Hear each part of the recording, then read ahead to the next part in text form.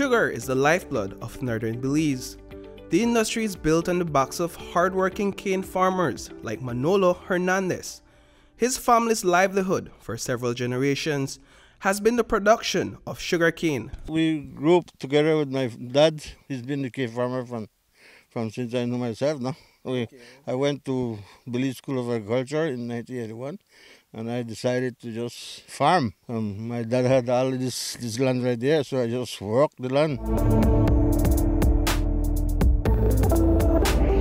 Fairtrade International works with farmers and laborers of more than 300 commodities, including sugar, to ensure that they are earning a living income. The Belize Sugarcane Farmers Association is Fairtrade certified. In meeting these requirements, caneros earn the right to have their products sold at a premium price on the shelves.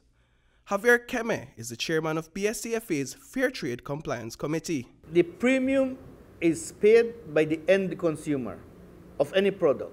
In our case, it's for any packaged sugar that is on the shelves in any grocery store in the market. Sugarcane farmers like Manolo Hernandez deliver produce to the Belize Sugar Industries Limited. BSI then mills the sugar using a certified process. The Fairtrade eligible product is then sold in the export market to several buyers, including Tate & Lyle Sugars, a UK-based company that sells Fairtrade eligible products at a premium. Olivia Aviles, the cane farmer relations manager at BSI, further explains. So we have a contract with the associations on cane purchase. That is not to be confused with the what Fairtrade calls the premium contracts. From the understanding, Tate & Lyle has an agreement then with the producer or small producer organization directly.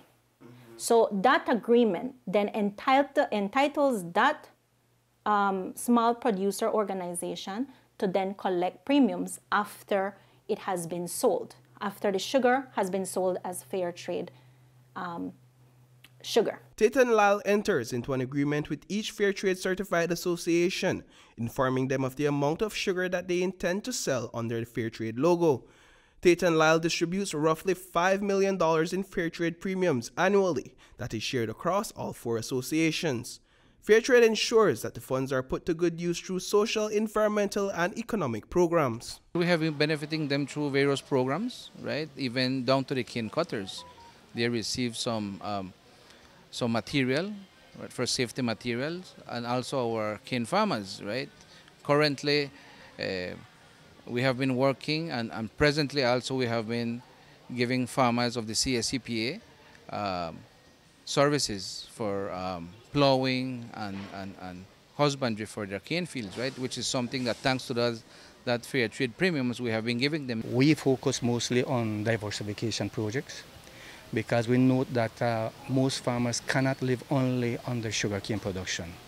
So currently Progressive is focusing itself in promoting sustainability, food sustainability, by doing projects under diversification. For B.S.C.F.A, all of those premiums came to a screeching halt when its relationship with Tate & Lyle went sour at the start of the 2020-21 crop season. This decision has placed significant constraints on B.S.C.F.A's finances. Those restrictions are taking a toll on farmers. This year is a big decrease in my yields. From 4,000 to 3,000, you know, almost over 1,000 tons. Even a sack of fertilizer went up $100 a sack.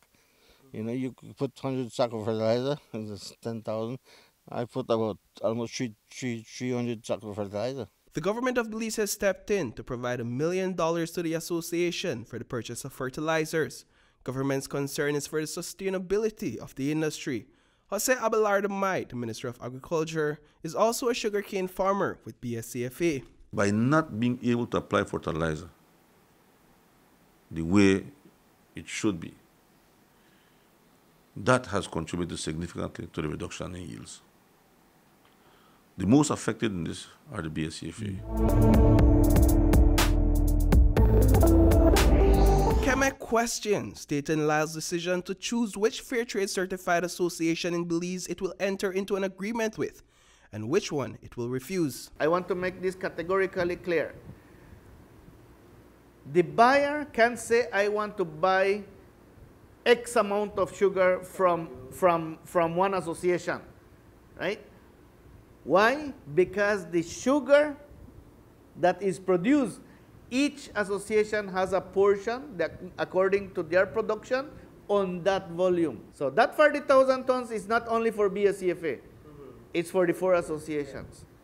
So that is why we claim that it's unreasonable, it's unfair, that they use the excuse that because there is an absence of the letter of enhancement, that we don't get our premium. Tate and Lyle Sugars did not want to go on record with a response because it is still engaged in discussions with B.S.C.F.A.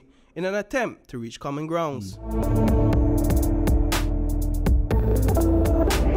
The Government of Belize has implemented the Sugar Industry License to Import-Export Sugar Regulations 2023.